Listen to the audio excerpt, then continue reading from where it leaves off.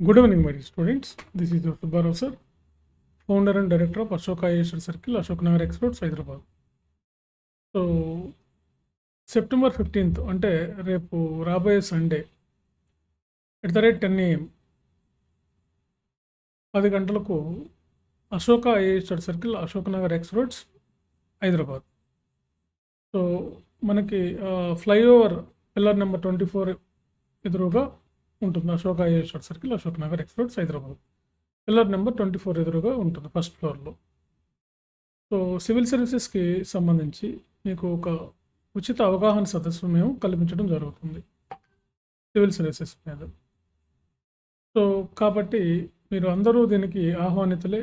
Free entry ఉంటుంది.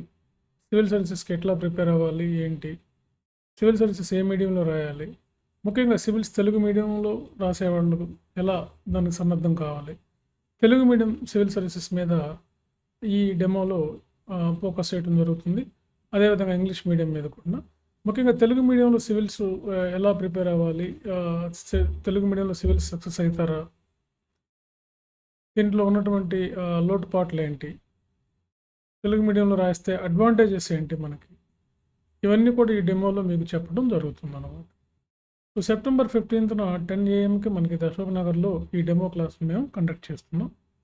Free demo, free entry, ఎవరైనా దీనికి అటెండ్ అవ్వచ్చు. సివిల్స్ మీద అవగాహన కల్పిస్తాం తెలుగు మీడియం మీద. చాలామంది తెలుగు మీడియంలో సివిల్స్ రాయొచ్చు అని తెలుసు, కానీ ఎలా రాయాలో తెలియదు. అసలు రాయొచ్చా అనే డౌట్ కూడా చాలామందికి ఉంది ఇప్పటికీ స్టిల్. అందుకని మేము సివిల్ సర్వీసెస్ మీద ఒక డెమో ఇస్తాం మేము మాకున్న మా పరిధిలో.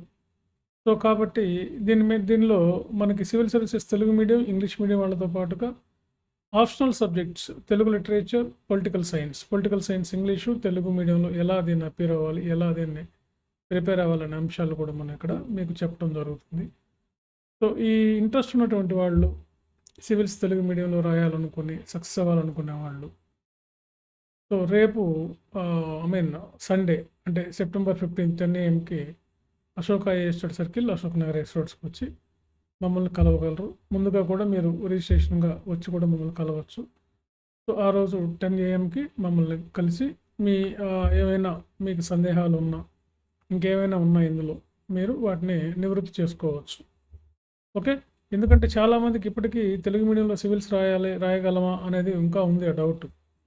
అదేమి భయపడాల్సిన అవసరం లేదు. ఖచ్చితంగా తెలుగు మీడియంలో సివిల్ సర్వీసెస్ మీరు రాయొచ్చు.